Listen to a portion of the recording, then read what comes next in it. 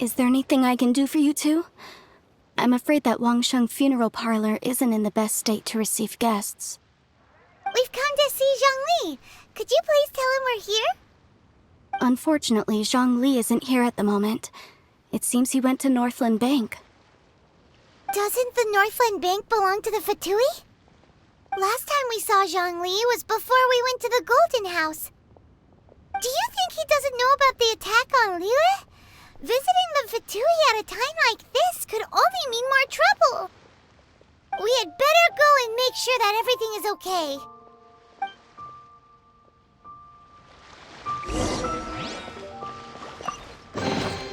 Is this an answer from this world?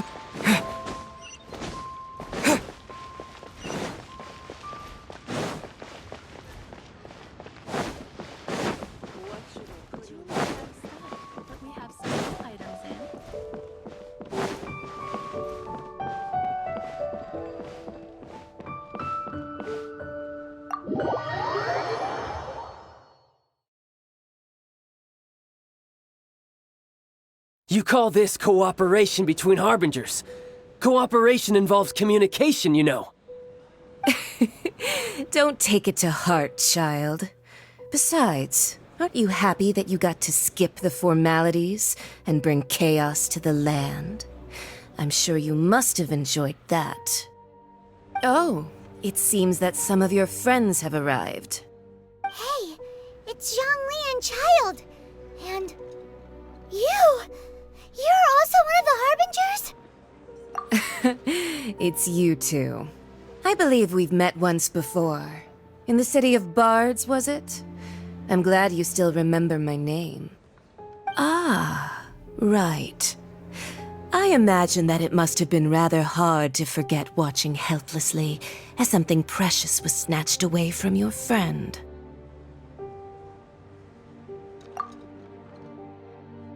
Well, if it isn't you two.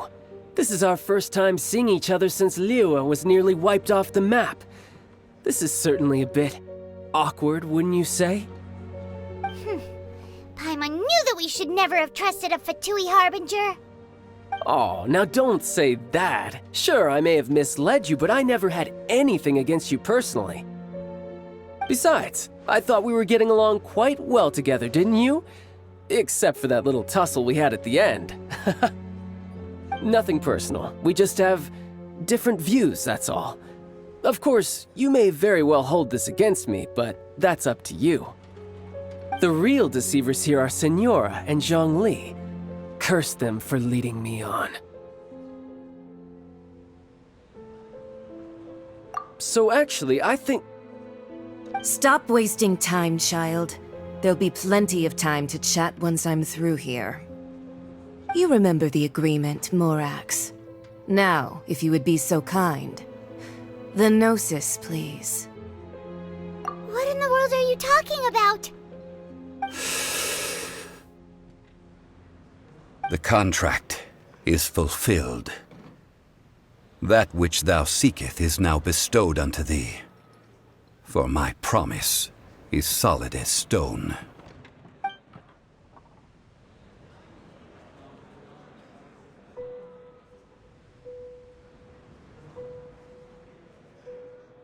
How sanctimonious. What? So you're the Lord of Chiao? No, wait! That's an exciting twist and all, but why give the Gnosis to the Fatui? I do not give it for free. I give it as agreed upon in the contract, for it is a matter solely between the Tsaritsa and I. Yeah, you don't think you went a little bit too far with that whole fake death thing? Everyone was preparing the ceremony for you, and splat! This big dragon falls out of the sky, and all of Liyue goes into an uproar. Talk about a disaster. gathering all the forces that had been bubbling behind the scenes, and then stirring them together in a pot that was bound to boil over. That's what he wanted to see, am I right? Wait, what? Perhaps it's best that I explain. As you know, I've dwelt upon this world for more than 6,000 years. It is now 3,700 years ago that I founded Liyue together with the Adepti. Even boulders that can withstand whirlpools will erode with the passing of time. I kept convincing myself that cracks had not begun to form, and that the end of my time had not yet come. Until one drizzly day, as I was strolling along the harbor, I heard a merchant tell one of his workers, "You finished your duties. Go ahead and call it a day." I stood motionless among the crowds, asking myself, have I already finished my duties? Oh, Zhongli. But as I began to consider relinquishing my divine role, I soon discovered that many reasons still remained to not hastily depart. Was Liyue, the city I had dwelt in for so long, already prepared to enter its next age? I decided that a test was needed in order to reveal the answer. So I feigned my own death, and gathered the cast of Child, the Adepti, and the Liyue Qixing to play their roles together on the stage that was Liyue.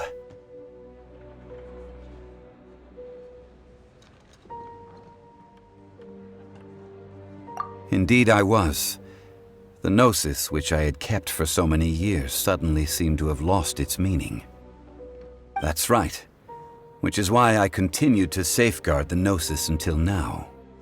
So you mean that if the chaos ever reached the point of no return, you would simply appear and use your divine powers to bring Liyue back under control? Of course, and it would have been all too easy for him too. Just as a child quickly matures after losing their parents, so has Liyue matured when faced with the death of its deity. In the end, the resolution to all that has transpired was even more satisfactory than I could have hoped for. Take the Adepti, for instance. Owing to their years of seclusion, they were the least informed. Yet when faced with a crisis, they commendably showed the greatest amount of restraint possible.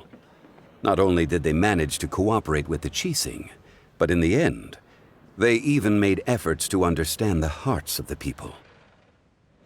Credit is also due to Signora, the emissary dispatched by the Cryo-Archon to fulfill our contract. At my request, she kept everything she knew in strict confidence. This despite the eavesdropping ears of her colleague, Child. This meant I could remain as Zhongli, even having the chance to fulfill the age-old traditions of Liyue in this mortal form. Thank you for joining me on this journey, traveler. All of these things turned out as I had planned. There is only one thing that I had not anticipated, and that was the conduct of the Liyue Qixing. I had expected them to do no more than the Adepti, to come to the defense of Liyue. But when all was said and done, they seized the opportunity to supplant Liyue's divine protectors, and used the subsequent power vacuum left by my death to quickly gain complete control of Liyue. Huh? That doesn't sound good at all. On the contrary, I think it is excellent.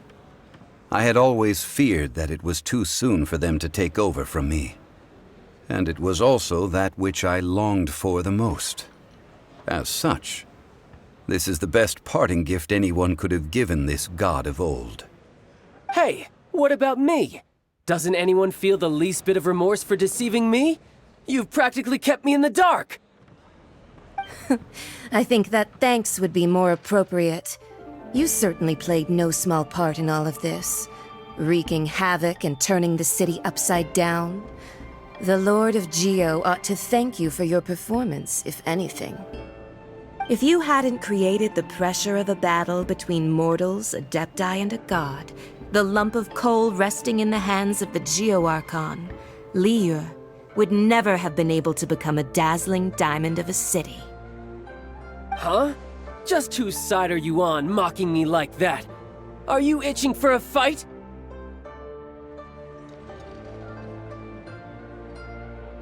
Be that as it may, you've come out of this as the hero of Liyue. I, on the other hand, will be forever prescribed as a disturber of the peace, no? Well then, with a Gnosis in my possession, I have no use for such idle chatter. We should return to Zapoljarny Palace and seek an audience with Her Majesty, the Tsaritsa. Come, child. Fine. I'll meet you there later. I'm not sharing a boat with the likes of you. Do as you wish.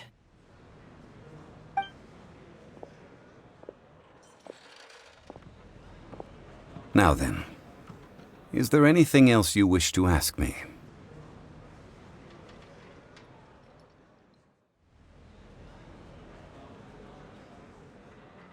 Right! As Zhongli always told us, a good trade is a fair trade. Paimon has no idea what could be a good trade for a Gnosis. Realistically speaking, there is no such thing. Huh? However, I am the god of contracts.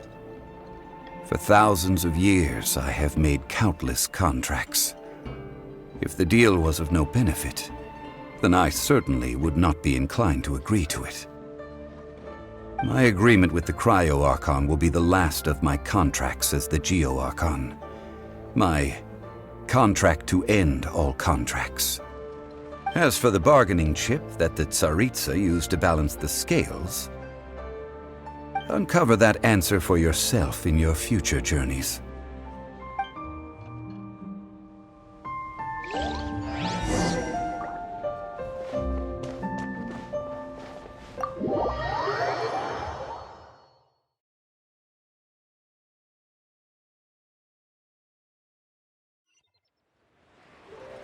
Today's the day of the rite of parting. Although the star of the show is fake, we spent so much time trying to organize it, it would be a real shame not to go there now.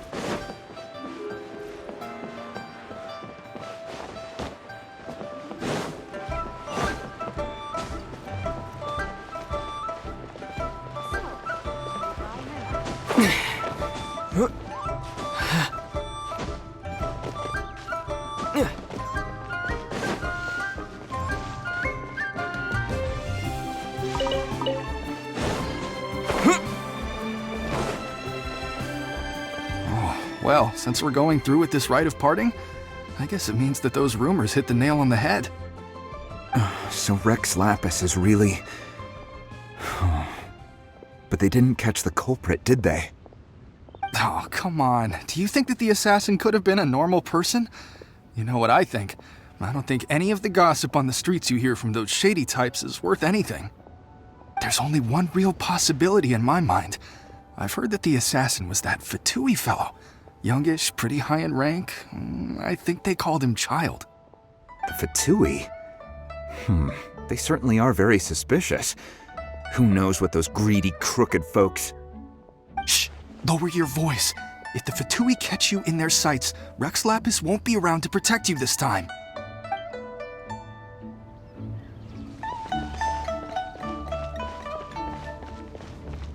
You know that god from the ocean couldn't have just shown up out of nowhere. I mean, it's been 2,000 years since Rex Lapis subdued it. Yes, and to think that this happened right on the heels of the incident with Rex Lapis, too. Say, do you think the person who assassinated our lord and released that evil god might have been one and the same? Now that you mention it, that's very possible. Yes, it's very possible indeed. I mean, it all fits together. That person must have colluded with the evil god to harm Rex Lapis. Oh, that wicked, black-hearted scoundrel.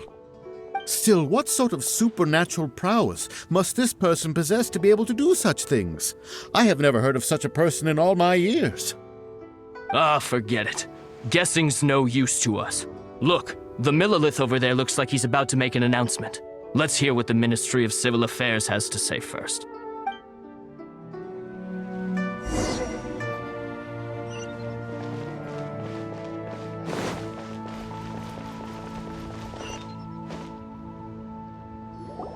Hear ye all! The Chising's words. Though a dragon soars ageless as the mountains, it too must return to dust. This is common knowledge. Gods and Adepti live glorious lives, but both light and shadow have their season. So too must they face divinely appointed trials. Rumors and hearsay abound on the streets that Rex Lapis was murdered. Now, let the truth be revealed. Having been thwarted in his trial, Rex Lapis's soul has recouped the celestial heights. He beseeches the people of Liyue to grieve not and to let not their hearts be saddened. Nor are they to believe street-born rumors or indulge in baseless speculation.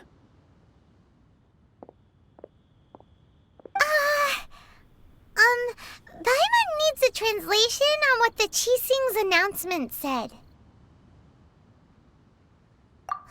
So that's how they're spinning it. Something feels off. Why would they suddenly give up looking for the murderer? Not to mention how this excuse sounds like something they just made up on the spot. Could the Chising already have known that Rex Lapis wasn't dead? But Zhongli said that neither they nor the Adepti knew anything. Did Zhongli tell them in secret after his gnosis changed hands? Exactly, right? Ooh, seems like the rite of parting has been going on for a while now. Let's go have a look.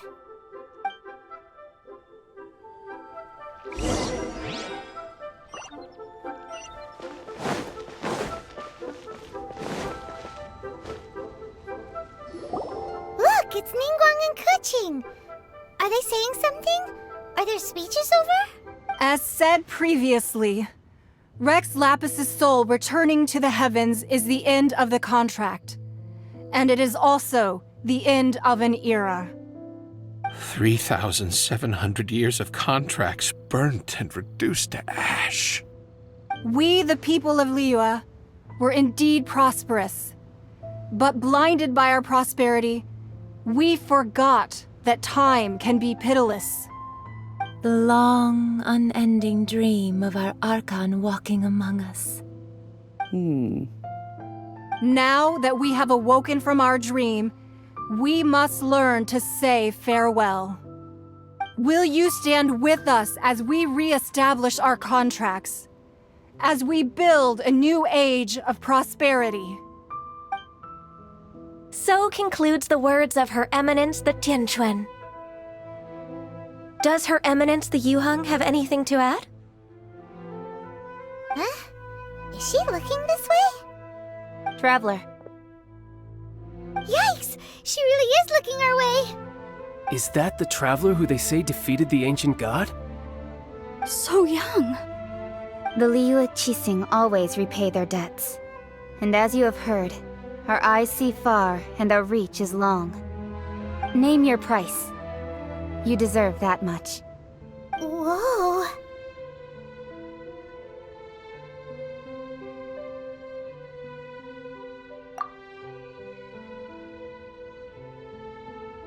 Well, could you help me put up some missing person posters?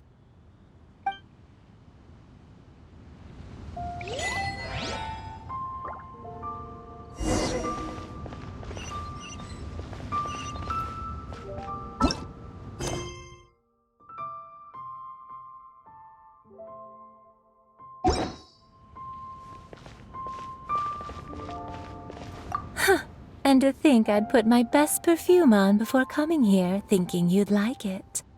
But it seems as if those perfumes really were meant to be offered to Rex Lapis.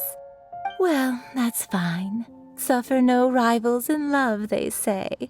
And that's 3 gone in 1 stroke.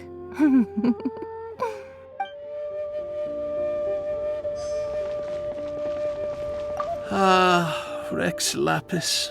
Rex Lapis. Now that I think about it, if everyone's of the same mind as me, perhaps mementos for Rex Lapis might be the best short-term business opportunity.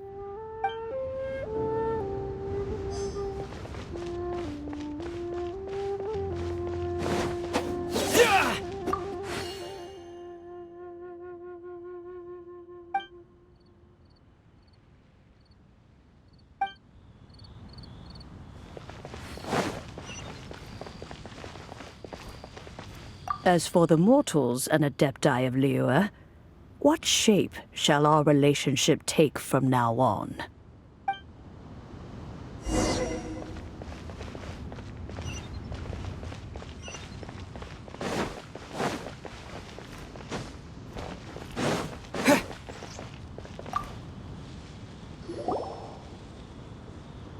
Hey, Zhongli!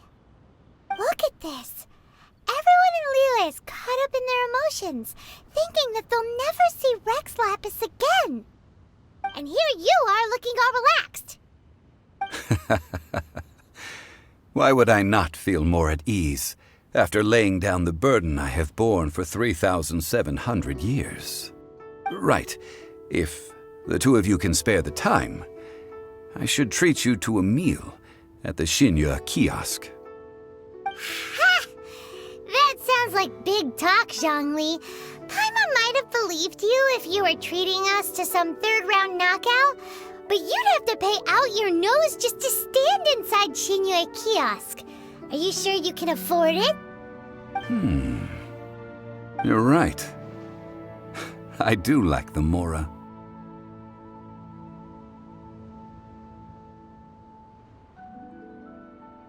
But why would Morax lack Mora?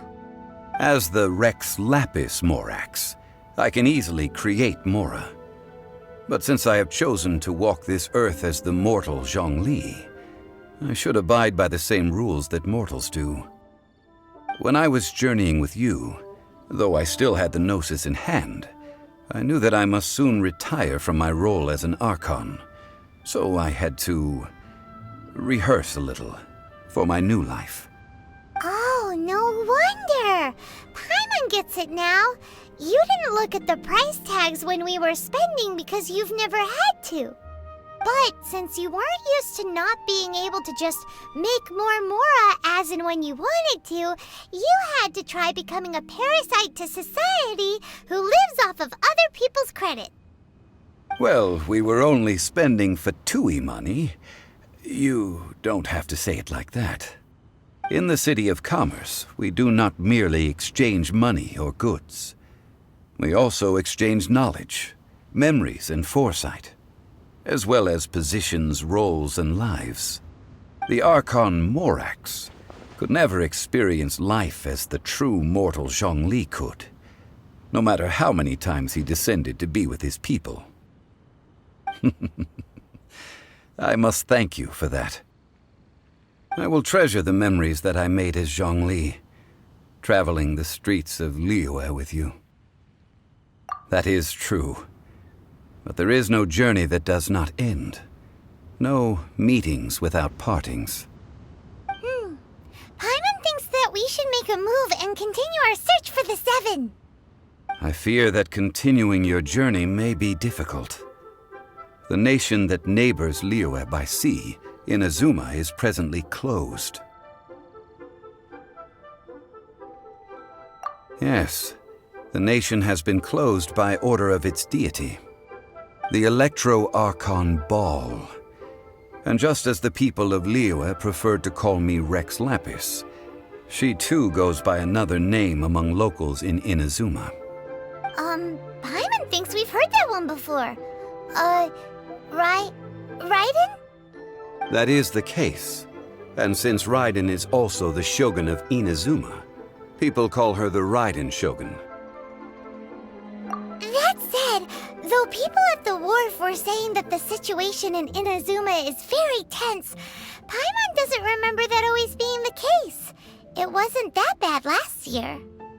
Zhongli, since you're Rex Lapis, shouldn't you know something about what's happening there? Just how did Inazuma become a closed nation?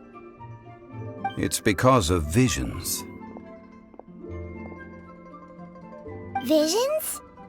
When faced with circumstances beyond their control, humans often bemoan their lack of power. But if a person shows true strength of will at a desperate and fateful moment in their life, the gods will look upon them with favor. This is what visions are. Magical foci bestowed upon those who have been acknowledged by the gods. Uh-huh. That's how people in Teyvat see it. But starting from last year, the Raiden Shogun began promulgating the Vision Hunt Decree. Vision Hunt Decree? Yes. It was an order to seize all visions within Inazuma's borders, and to inlay them upon the hands of the statue of the omnipresent god. They want to seize visions. But why? Aren't visions blessings from the gods? I should think that in the Raiden Shogun's eyes, it is precisely because they are divine blessings that they should be under the sole dominion of divinity. Whoa, that's harsh. The Animo Archon is the god of freedom, and the Geo Archon is the god of contracts. For her part, the Raiden Shogun is the god of eternity. It seems as though she has finally decided to eliminate any unstable elements that could pose a threat to her eternal realm. The fact that even I, the oldest of the seven, have now passed away, will only strengthen her resolve to pursue eternity. Knowing her, she must have again quoted that adage she is most fond of when proclaiming that decree to her people. 7 ideals for 7 gods, and of these, eternity is nearest unto the heavenly principles. All right then. Was there anything else you wish to know? Well then, I suppose you'll have to find a way to get inside this closed nation. Have patience. I suspect that some serendipity must first come into play.